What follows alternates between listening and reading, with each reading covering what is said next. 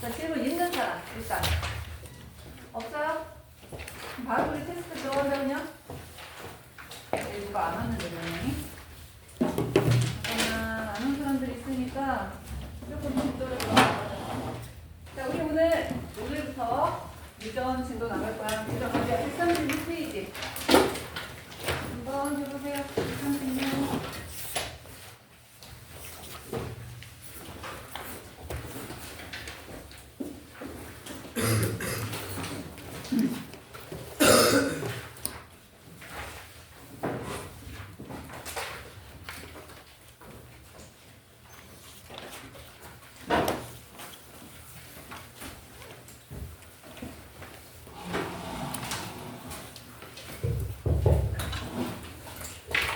여러분이 대부분 중3이라서 아마 이 파트는 시험을 봤지? 초보분열 파트는 시험을 봤지? 그래서 이제 알고 있는 내용이 꽤 될 거예요. 그런데 이제 고등학교 내용에서는 조금 더 심화되는 내용이 있기 때문에 부분 설명을 할 건데 일단은 의미부터 잘 알고 있어야 돼. 내가 계속 얘기하지만 여러분이 이제 고등학교 1학년 올라가면 서술형 문제가 나올 수 있다라고 했었어. 근데 서술형 문제를 제대로 풀려면 의미를 정확하게 알고 있어야 돼서 일단 이거부터 구분을 한번 해볼게요. DNA라는 단어가 있어요. 여러분이 배웠던 거야. DNA. 그 다음에 유전자라는 단어가 있고 그 다음 염색체 그리고 뉴클레오타이드.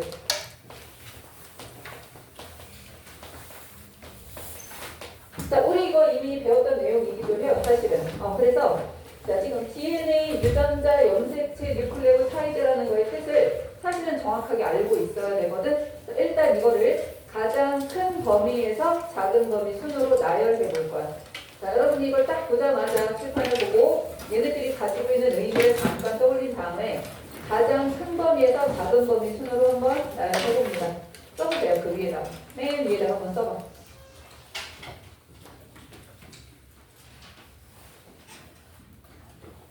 여러분이 알고 있는 내용으로 그 내용을 막 보고 그렇게 하지 말고 뭐 맞고 틀리고의 개념이 아니라 개념을 어떻게 알고 있는지 그걸 아는 거기 때문에 다 들어봤던 얘기들일 거야. 여러분이 알고 있는 단어들이고 뉴클레오타이드는 우리가 이미 뭐 배웠던 내용이기 때문에 자, 그러면 생각을 좀 해봤지? 이 중에 가장 큰 범위, 가장 많은 것을 포함하고 있는 게 누구예요? 누구? 염색체예요. 자, 그 다음으로 범위 누구야? 여보세요? 보세요. 자, 그 다음이 DNA. 그 다음이 유전자. 그리고 뉴클레오타이드. 일단 여러분이 이 개념 자체를 좀 알고 있어야 되는데, 자, 염색체라고 하는 거는 막대 모양의 구조물이야. 그런데 평상시에는 얘가 무슨 상태로 있냐면 실 모양으로 돼 있어요. 그래서 우리가 염색체가 풀어져 있을 때는 뭐라고? 염색사라고 볼 수가 있고 얘가 이동하기 위해서 막대기 모양으로 응축되어 있는 구조를 말할 때는 염색체라고 얘기합니다. 그럼 우리가 염색체는 언제만 발견할 수 있다?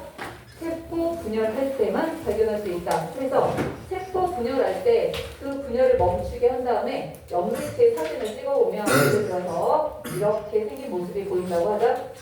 그러면 이 안에는 사실은 염색사라고 하는 애가 심하게 응축되어 있는 상태예요. 염색사가 이 안에만 들어있는 거야. 여기는 염색사를 살짝 확대를 해서 보면 동글동글한 알갱이들로 이루어져 있는 두꺼운 실인데 멀리서 보니까 가느다란 실처럼 보였던 거야. 동글동글한 알갱이가 보이는 거거든. 이거를 조금 더 확대해 보잖아. 이 알갱이가 사실은 하나가 아니라 8개야. 앞에 4개, 뒤에 4개에서 8개를 실이 감싸고 있는 모양이 보여요. 이렇게. 이거를 더 심하게 응축하면 이 모습이야. 이게 선으로 보이는 거야. 이 선이 더 응축하면 이렇게 되는 거거든. 이때 요 알갱이와 실이 감고 있는 구조 전체를 얘기할 때 뭐라고 하냐면 뉴클레오솜이라고 얘기해요. 뉴클레오솜. 자, 뉴클레오솜에서 이 동글동글한 알갱이 8개 이거를 히스톤 단백질이다 라고 부르고 얘를 담고 있는 실, 이게 바로 뭐가 되는 거다? DNA가 되는 겁니다. 그러니까 염색체는 누가 누구를 합한 거다? DNA와 히스톤 단백질을 합한 거다라고 생각하면 돼. 그래서 염색체가 DNA보다는 살짝 더 큰 개념. 왜? 히스톤 단백질 같은 단백질을 포함하고 있기 때문에 그렇게 되는 거야. 자, DNA는 우리가 배워서 알겠지만 무슨 구조로 되어 있죠? 이중 나선 구조로 되어 있다. 우리가 그냥 보기엔 하나의 선처럼 보이지만 얘를 확대해 보면 이중 나선 구조로 이렇게 올라가고 있으면 하나가 따라서 이렇게 나선을 형성하고 있는데, 자, 두 개의 세로선이 서로 꼬이면서 올라가고 있단 말이야. 근데 사실 이거를 보면 가로로 연결이 돼 있어요. 가로로 이렇게 연결이 돼 있을 거야. 마치 뭐처럼 보인다? 사다리를 꼬아놓은 것처럼 보인다. 우리 아마 첫 시간에 배웠을 거야. 자, 사다리를 꼬아놓은 것처럼 보이는데 얘가 직경으로 봤을 때 이게 2나노미터 정도 되거든. 이거를 실제로 펴진 사다리로 한번 보자 라고 하면 이렇게 세로선이 있어. 그럼 여기를 가로대가 연결하고 있는 모습이야. 이게 한 가닥, 이게 한 가닥. 얘네가 꼬여서 이중 나선이 되는 겁니다. 자, 근데 여기다가 가열을 하잖아? 가열을 하게 되면 이 사다리의 가로대가 다 끊어져서 이렇게 생긴 한 가닥과 반대편에 있는 요 가닥으로 나눠지게 돼요. 자, 그런데 여기에다가 DNA 분해 효소를 처리합니다. 136페이지 DNA 분해 효소를 처리합니다. 그렇게 되면 여기가 끊어지는 거야. 마치 우리가 엿당 분해 효소 처리하면 엿당이 포도당으로 다 하나씩 나눠지고, 그 다음에 펩티데이스를 처리하면 짧은 펩타이드들이 이렇게 나눠지듯이 여기가 하나하나 나눠져. 그래서 요거 하나, 요거 하나, 요거 하나 나눠지는데 이거를 뭐라고 할 거냐면 이거를 뉴클레오타이드라고 불러요. 자, 뉴클레오타이드는 핵선을 이루는 기본 단위예요.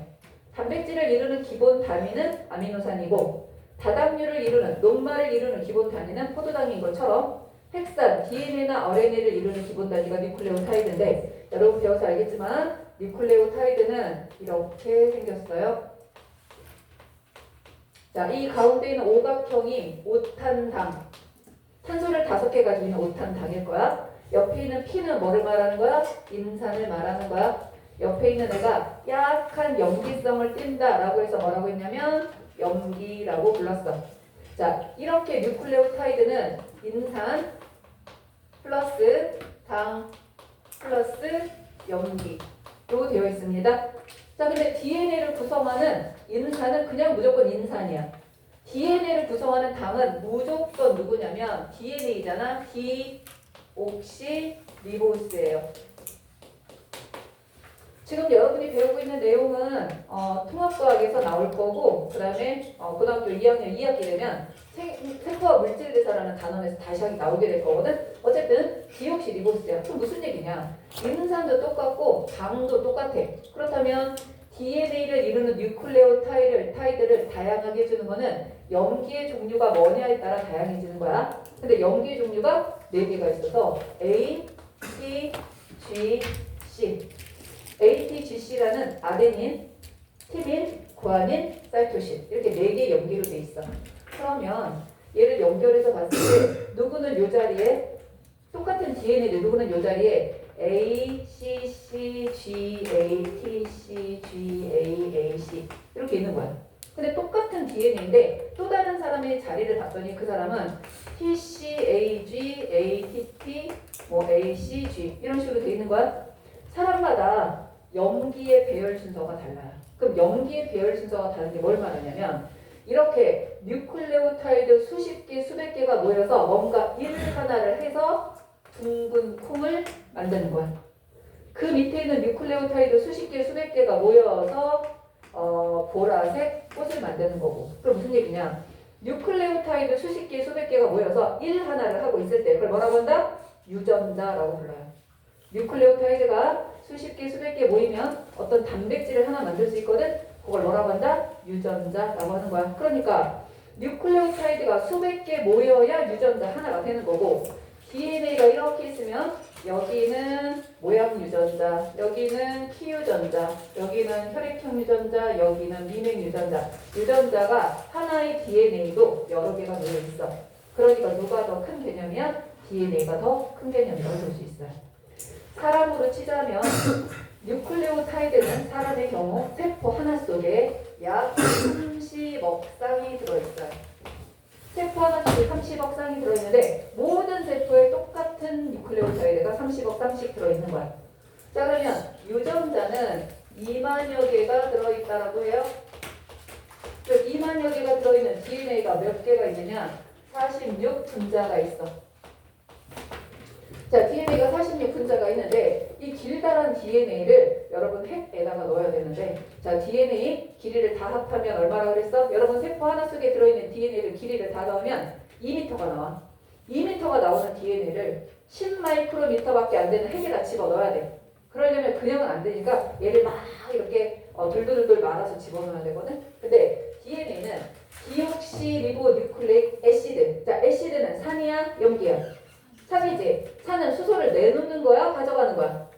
내놓는 거지. 수소를 내놓고 저는 마이너스죠, 나눌게요. 자, DNA 나중에 나올 거야. DNA나 RNA 같은 핵산들은 일반적으로 무슨 전하를 띈다? 음전하를 띠고 있습니다. 그러면 이렇게 음전하를 띠는 DNA를 막 뭉쳐놓잖아? 지들끼리 반발력이 생겨서 밀쳐내니까 뭉쳐지지가 않는 거야. 그래서 플러스 전하를 띠는 단백질을 중심에다 두고 DNA를 감아주는 거예요. 그렇기 때문에 히스톤 단백질은 플러스 전하를 띠고 DNA는 마이너스 전하를 띠기 때문에 뉴클레오솜이 잘 뭉치게 되는 거거든. 그래서 DNA 46분자가 염색사, 염색체 46개로 전이게 됩니다. 46개, 46개로 해서 같은 범위가 아니라 그랬죠? DNA에 누가 합쳐져야? 히스톤 단백질이 합쳐져야 염색체가 될 수 있다. 그래서 여러분은 일단 염색체, DNA, 유전자 얘네들이 어떤 의미를 가지고 있는지 알고 있어야 돼요. 자, 그래서 이거를 지금 설명을 한 거고. 자, 그러면 우리는 지금 이제 세포 분열 파트를 배우게 되는 건데, 자, 세포 분열을 하는 이유에 대해서 한번 생각을 해볼게요. 자, 여러분 세포 분열을 하는 이유, 여러분의 몸이 어렸을 때보다 지금이 크단 말이야? 그럼 어렸을 때보다 여러분 몸이 지금 큰 이유는 뭐 때문이다? 1. 세포 크기가 커져서. 2. 세포 수가 늘어나서. 세포 수가 늘어나서. 근데 사실은 세포 크기가 커진 것도 맞아요. 근데 세포 크기가 커진 거 좋아. 근데 영원히 커질 수 없어. 왜? 무슨 문제가 생겨서? 부피가 너무너무 커지면서 부피의 증가를 누가 따라가지 못하는 거야? 표면적이 따라가지 못하는 거야. 다시 말하면 여러분의 세포가 이렇게 있어요. 자, 여러분 내가 원으로 그렸지만 실제로 세포는 원이 아니야. 뭐야? 구야, 구. 3차원적인 거야. 그러면 얘가 만약에 커져서 이렇게 커다란 세포가 있는 거야. 열심히 일하면서 큰 거야. 그렇게 되면 반지름이 늘어나게 될 건데, 자, 얘 반지름이 늘어나게 되면서 뭐가 증가합니까? 부피가 증가하겠죠. 근데 뭐도 증가해요? 표면적도 증가하게 될 거야. 자, 부피는 여러분 구하는 공식 알아보면 되겠지만 반지름의 몇 제곱에 비례해서? 세제곱. 표면적은 반지름의 제곱에 비례해서 증가하게 될 거야. 그러면 세포가 커지면 커질수록 부피분의 표면적의 비는 점점 감소하게 되겠죠. 점점 작아지게 되는데 여기서 부피가 의미하는 거는 이 세포가 살아가기 위해서 필요한 물질의 양이 부피야. 그런데 표면적이라는 거는 이 물질이 얼마나 잘 들어올 수 있는지 출입 효율이에요. 필요한 물질의 양은 세제곱으로 증가하는데 얘가 들어올 수 있는 효율은 제곱으로 증가하게 되면 점점 효율이 어떻게 되겠어? 떨어지겠지. 그래서 얘가 한참 열심히 살다가 효율이 너무 떨어진다? 그럼 얼른 분열해서 두 개의 세포로 나눠지게 되는 거야. 그래서 부피분의 표면적인 비를 복귀시키는 건데, 자, 얘를 원래 있던 세포라고 해서 뭐라고 합니까? 모세포라고 합니다. 얘는 나중에 생긴 세포 뭐라고 한다? 딸세포 A, 딸세포 B가 될 거야. 우리는 지금 체세포 분열에 대해서 얘기하는 거예요. 여러분 몸을 이루는 모든 세포를 뭐라고 한다? 체세포라고 부를 건데, 자, 모세포가 DNA를 10 정도 가지고 있었다고 치자. 그러면 딸세포 A하고 B는 10씩 가져야 돼요? 5씩 가져야 돼요? 10. 그렇지. 얘도 10 가지고 얘도 10 가져야 돼. 근데 얘가 가진 10과 얘가 가진 10, DNA 속에 들어있는 정보가 완전 똑같다? 조금 달라도 된다? 완전 똑같아야 돼. 그래서 만약에 피부세포가 하나였다 두 개로 바뀌었는데 피부 색깔이 살짝 달라지거나, 아니 어떤 피부에는 털이 있고 어떤 피부는 털이 없고 이렇게 되면 안 되잖아? 똑같아야 돼. 그러려면 얘가 20으로 정확하게 늘어났다가 10씩 나눠줘야 되는데 완전히 똑같은 거를 한 세트 더 만들어내는 거라서 이거를 뭐라고 표현한다? DNA 복제라고 표현을 하지만 자 여러분 DNA 복제는 합성일까요? 분해일까요? DNA 복제되는 과정은 합성이야? 분해야? 합성이지? 그럼 동화작용이야? 이화작용이야? 당연히 동화작용이야. 그래서 DNA 복제를 DNA 합성이라는 단어를 쓸 때도 있어. 같은 말이에요. 이거 DNA 복제니까 합성이라고 하면 틀리는 거 아니에요? 이렇게 생각하지 마시고요. DNA 합성이라는 단어를 쓸 때도 있으니까 알아두십니다. 자, 그럼 우리가 그림으로 그리면 이렇게 되는 거야. 자, 얘가 DNA를 이렇게 하나 가지고 있었다고 치자. 여러 개지만 하나만 대표로 그리는 거야. 자, 이제 복제할 때가 돼서 똑같은 애 하나를 더 만들었어. 아, 너무 길어서 얘를 좀 응축시켜야 되겠어? 막 응축시켜. 옆에 있는 복제품도 응축시켜. 이렇게 하면 찢어가지기가 힘들 것 같아. 가운데는 붙여주고 양쪽만 조금 찢어놔. 가운데는 붙여놓고 양쪽만 찢어놔. 그랬다가 여기에 실을 연결해서 확 잡아당기게 되면 실과 연결돼서 이렇게 하나가 끌려가고 실과 연결돼서 이렇게 하나가 끌려가는 거지. 뭔지 알겠죠? 자, 이거를 우리가 그려보면 원래 염색체가 이렇게 하나하고 DNA가 이렇게 하나 있었다고 치자. 그러면 얘가 두 개로 복제가 된 거지? 자, 이렇게 해서 하나 속에 DNA를 복제를 한 다음에 얘를 양쪽은 나눠놓고 가운데만 잠깐 묶어놨다가 실을 연결해서 양쪽으로 잡아냅니다. 자, 여러분 이거 염색체 몇 개라고 셀까요? 이거 염색체 몇 개야? 한 개지? 이거는 염색체 몇 개예요? 이것도 한 개지. 이것도 염색체 한 개고 이것도 염색체 한 개야. 근데 이건 염색체 한 개가 복제품 두 개로 나눠져 있는 거야. 그래서 이 각각을 얘기할 때 얘 하나를 뭐라고 부르냐면 염색 분체라는 단어를 쓰는 거야. 염색 분체 두 개가 연결돼 있어도 염색체 하나라고 얘기합니다. 그러면 염색 분체를 연결하는 요 부위를 뭐라고 하죠 우리? 동원체. 여기 연결되는 실을 뭐라고 하죠? 그렇지, 방주사라고 하는 거야. 뭔지 대충 의미는 알겠죠? 거기다 잠깐 적어볼까요? 1번 구성. DNA 플러스 히스톤 단백질. DNA 플러스 히스톤 단백질이지. 이걸 뭐라고 한다? 뉴클레오솜.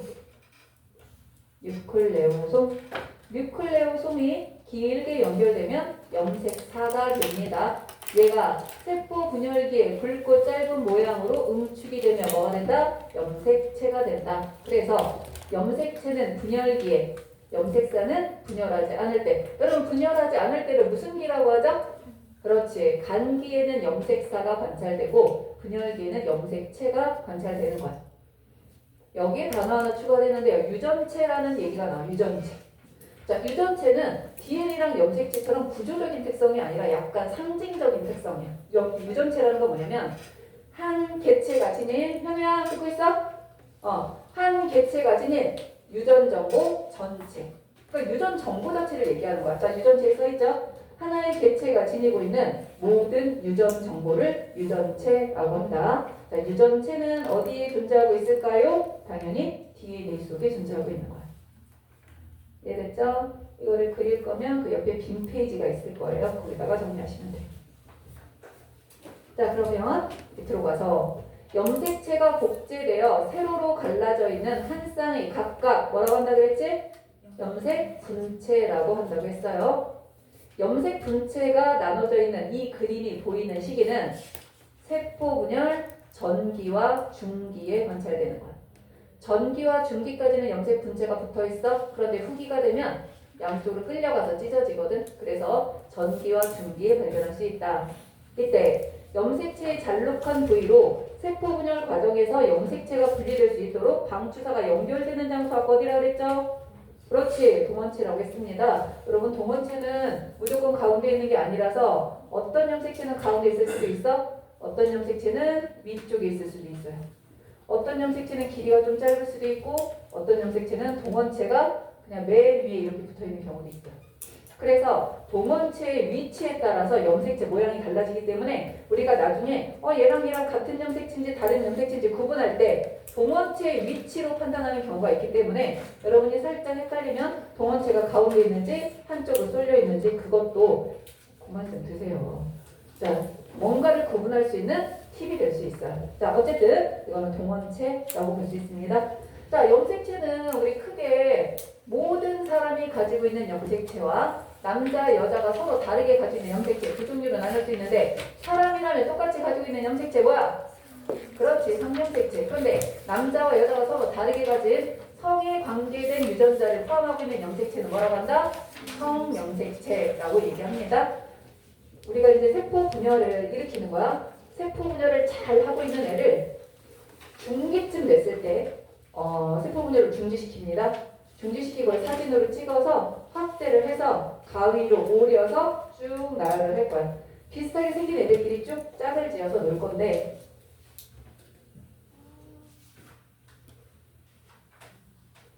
자, 그렇게 짝을 지어 놓게 되면 이렇게 커다란 염색체 하나 있는데 얘랑 똑같이 생긴 애가 하나 더 있어.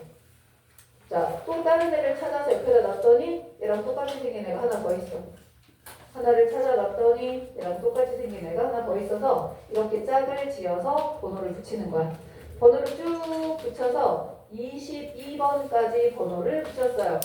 자, 22번째 짝까지 갔다는 거는 몇 번째까지 갔다는 얘기야?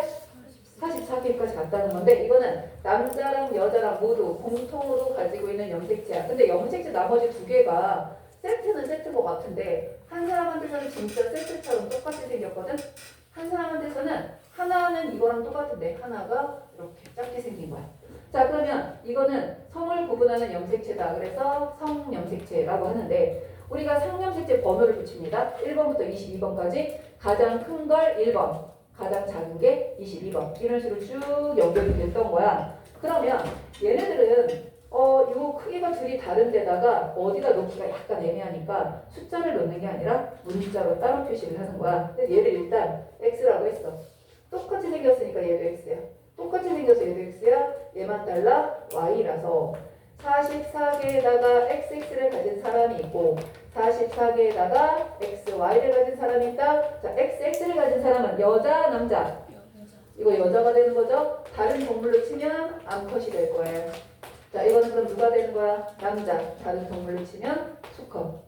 자, 우리 말고도 XX랑 XY를 가지는 동물들이 있어요. 그러면 XX는 다 암컷이고 XY는 다 수컷인데 XX, XY를 나누는 것까지는 비슷한데 약간 성을 구분하는 기준이 달라서 우리는 남자, 여자를 결정하는 게 뭐에 따라 결정하는 거다?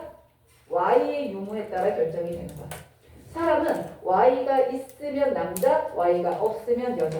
Y의 유무가 중요해요. 왜냐면 사람의 Y 염색체 속에 정소를 만드는 유전자가 들어있어. 그래서 이 Y가 있으면 정소가 만들어져서 남자가 되는 거고 Y가 없으면 정소가 안 만들어져서 원래 만들어놨던 난소를 갖고 태어나서 여자가 되는 거야.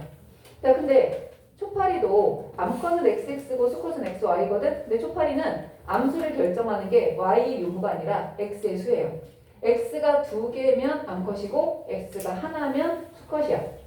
그럼 정상일 때는 뭐가 다른지 우리가 구분할 수가 없거든? 근데 돌연변이가 일어날 때 있어요. 자, 사람한테서 잘 일어나는 돌연변이 중에 XXY와 X라는 돌연변이가 있습니다. 자, 이거 사람한테서는 여자겠어요? 남자겠어요? 남자지. 뭘 가지고 있으니까? Y를 가지고 있으니까 플라즘 팩터 증후군이라고 하는 남자로 태어나는데 얘가 만약에 초파리면 뭐가 되는 거야? 암컷이 되는 거야. X가 2개라서. 자, 이거 Y가 없으니까 사람이라면 여자로 태어나요. 터너 증후군이라는 여자로 태어나지만 얘가 만약에 초파리면 X가 하나라서 수컷으로 태어나. 그렇기 때문에 성을 정하는 방식이 생물들마다 조금씩 차이가 나. 그런데 여러분 교육과정에서는 성염색체가 다르면 수컷, 성염색체가 같으면 암컷 끝이야. 다른 동물들 중에서 특히 조류, 새들 중에서는 수컷이 성염색체가 똑같고 암컷이 성염색체가 다른 애들이 있어요. 이런 애들은 우리가 ZZ형 아니면 ZW형이라 해서 이게 수컷이고 이게 암컷이 되는 경우가 있는데 교육과정에서 이걸 언급을 거의 하지 않기 때문에 여러분이 지금 배우고 있는 상황에서는 같으면 암컷, 다르면 수컷이라고 생각하면 돼요. 여자, 남자 이런 식으로. 자, 그런데 모든 염색체를 봤더니 어쨌든 이거는 모든 사람이 공통으로 가지고 있는 상염색체, 얘는 성염색체였거든. 근데 1번 염색체도 딱 2개, 2번도 딱 2개, 3번도 딱 2개. 모든 염색체가 2개씩만 쌍을 이루고 있어. 자, 왜 모든 염색체는 2개씩 똑같은 걸까? 3개도 아니고. 왜 2개씩 똑같은 걸까요? 이유. 그렇지. 우리를 만든 사람이 두 사람인 거야. 누구? 엄마와 아빠. 다시 말하면 1번 중에서 하나는 아빠가 준 1번, 하나는 엄마가 준 1번. 엄마가 준 2번, 아빠가 준 2번. 이렇게 되는 거거든. 자, 이 염색체들은 생긴 게 완전 똑같아. 그래서 서로 같을 동. 그래서 무슨 염색체라고 한다? 상동 염색체라고 얘기합니다. 얘네들의 공통점과 차이점이 있을 거예요. 자, 상동 염색체 공통점 일단 모양, 크기, 그리고 염색체 유전자가 존재할 거거든. 염색체의 위치가 똑같아요. 뭐래? 유전자의 위치가 똑같아요. 염색체에 놓여있는 유전자의 위치가 똑같아요. 자, 그럼 보세요. 만약에 1번 염색체 요 자리에 키 결정하는 유전자 있었다. 1번 염색체 요 자리에는 키 결정하는 유전자 있어야 돼. 아빠가 준 염색체 요 자리에 혈액형을 결정하는 유전자가 있었으면 엄마가 준 염색체 요 자리도 혈액형을 결정하는 유전자가 있어야 돼. 그래서 상동 염색체 같은 높이에는 같은 일을 하는 유전자가 위치하고 있어야 됩니다. 자, 반면에 차이점, 어디서 왔는지 근원이 달라요. 목의 근원이냐, 북의 근원이냐, 이게 달라질 거야. 그런데 또 하나 다른 게 뭐냐면 유전자의 위치는 똑같은데 유전자의 종류는 달라집니다. 유전자의 종류는 달라지는 거야. 자, 예를 들어서 아빠가 준 유전자는 큰 키 유전자였어. 엄마가 준 유전자는 작은 키 유전자인 거야. 아빠가 준 혈액형이 A형이었는데 엄마가 준 혈액형도 A가 되는 거야. 자, 그러면 하나의 염색체에는 수백 개의 유전자가 있을 거거든. 근데 그 수백 개의 유전자가 아빠가 준 거랑 엄마가 준 게 완전히 똑같을 수는 없겠지. 일부는 같은 것도 있고 일부는 다른 것도 있겠지만 전체가 다 똑같을 수는 없기 때문에 상동 염색체에 놓여 있는 유전자의 종류는 다르다. 위치는 같지만 이렇게 봐야 돼요. 자, 그럼 우리는 1번끼리 상동, 2번끼리 상동 다 상동이라고 치자. X하고 X도 상동이야. 자, X하고 Y는 상동이라고 한다? 안 한다? 자, 사람의 상동 염색체는 몇 쌍이다? 여자는 23쌍, 남자는 22쌍이라고 할까요? 아니면 사람의 상동 염색체는 23쌍이라고 그냥 할까요? 23쌍이라고 그냥 합니다. 그렇다는 얘기는 X하고 Y도 뭐로 취급해 주는 거야? 상동 염색체로 취급해 주는 거야. 왜? 아빠가 상염색체 이외에 하나 보낸 게 X하고 Y 둘 중에 하나고 엄마가 상염색체 이외의 대표로 하나로 보낸 게 X이기 때문에 둘이 마치 상동 염색체처럼 행동을 하는 거야. 그렇기 때문에 X하고 Y도 상동이라고 취급을 해줘요. 하지만 얘네들은 같은 유전자를 가지거나 그러지는 않겠지. 그래서 상동 염색체 이렇게 할 수 있는데 우리가 지금 말한 것 중에서 이렇게 있다고 하면 상동이라고 치자. 요 자리에 키 유전자가 이렇게 들어있고 요 자리에 혈액형 유전자가 이렇게 들어있으면 우리 그때 상동 염색체의 같은 높이에 존재하는 이 두 유전자를 서로 무슨 유전자라고 하냐면 대립 유전자다라고 얘기해요. 상동 염색체 같은 높이에 존재하는 유전자를 대립 유전자라고 합니다. 그럼 여기 라지 T와 스몰 T 대립 유전자다 아니다? 맞죠? 대립 유전자죠? 그럼 A와 A 대립 유전자다 아니다? 그것도 맞는 거야. 정의가 뭐였어? 상동 염색체 같은 높이에 있으면 되는 거지 종류가 같다가 아니야. 같은 높이, 같은 위치에만 있으면 되는 거야. 근데 얘는 대립 유전자고 얘도 대립 유전자인데 봤더니 얘는 종류가 달랐지. 이렇게 종류가 다르면 뭐라고 한다? 이형접합이라고 합니다. 아니면 쉽게 부르려고 잡종이라는 단어를 쓸 수도 있어요. 키에 대해서 잡종으로 존재한다. 라지 T, 스몰 T 섞였다. 이 말이 되겠지? 반면에 이렇게 같을 때도 뭐라고 한다? 동형접합이라고 합니다. 그리고 혈액형에 대해서 순종으로 존재한다 라고도 얘기하죠.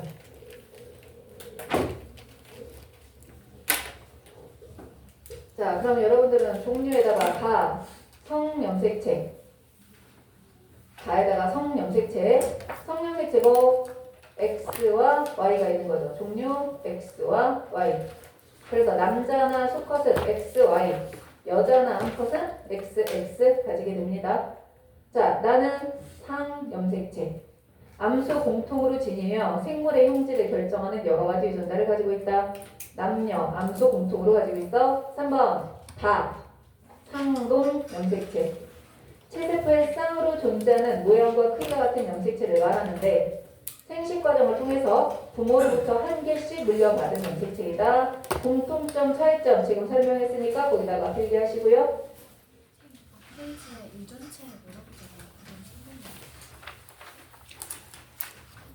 어떤 개체가 지니고 있는 유전 정보 전체. 어떤 개체 또는 하나의 개체가 지니고 있는 유전 정보 전체.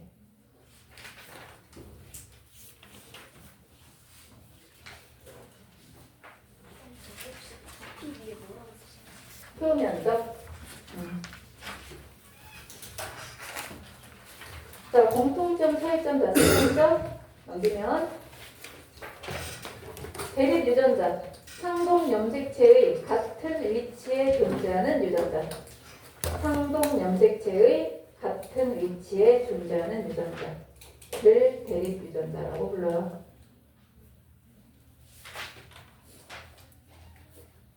139페이지 맨 위에.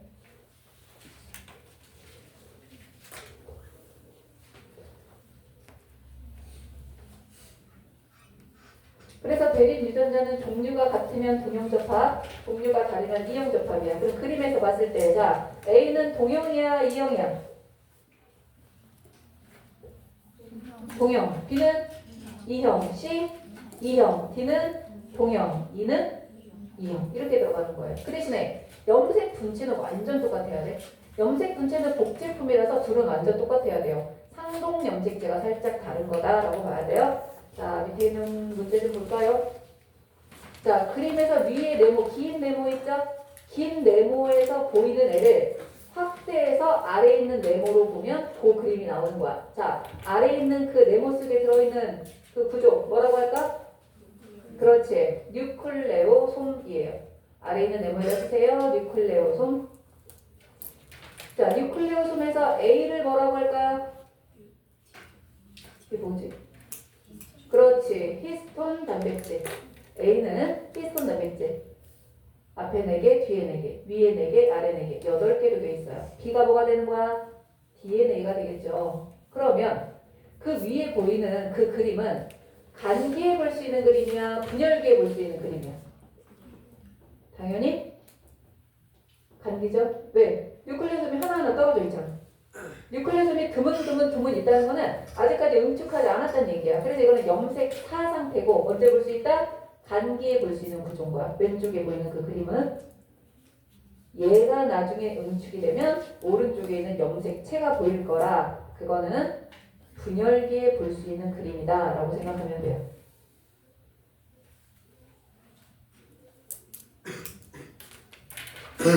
자, 기억하고 니은은 상동 염색체다, 염색 분체다. 염색 분체야. 그럼 기억과 니은에 들어있는 모든 정보는 동일하다. 어때요? 맞죠? 복제품이라 완전히 동일해야 돼. 자, 밑으로 갑니다. 자, 밑으로 가면 니은하고 디귿은 서로 어떤 관계에 있을까? 니은 염색체와 디귿 염색체 어떤 관계에 있는 거야? 그렇지. 상동 염색체에 있는 거야. 그러면 그 위에 있는 까만 염색체 2개 서로 상동일 건데 얘네들은 상염색체일까요? 성염색체일까요? 그렇지. 얘네들 다르게 생긴 거 보니까 성염색체라고 보시면 돼요. 자, 그 다음 대립 유전자. 기억에 들어갈 알파벳 대문자 A야, 소문자 A야? 무조건 대문자예요. 염색 분체니까 복제품이어야 되거든. 옆에 라지 A면 바로 옆에도 라지 A가 들어가야 돼서 기억에는 대문자 A가 들어가야 된다. 요게 일단 기본 서론 내용이라고 생각하면 돼요. 인포 분열에서 염색체, DNA, 유전자, 성염색체, 상동염색체, 대립 유전자에 대해서 여러분이 일단 이해하시면 되는 겁니다. 자, 그럼 올 때마다 온것 같으니까 테스트를 해볼게요. 꺼요? 어.